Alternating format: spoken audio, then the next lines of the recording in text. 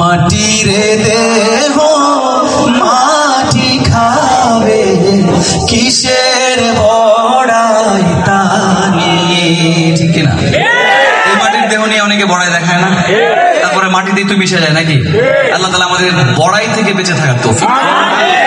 এই রূপ লাবণ্য ধনে দৌলত, রূপ লাবণ্য ধনে দৌলত, কি লাভ হবে তা দিয়ে?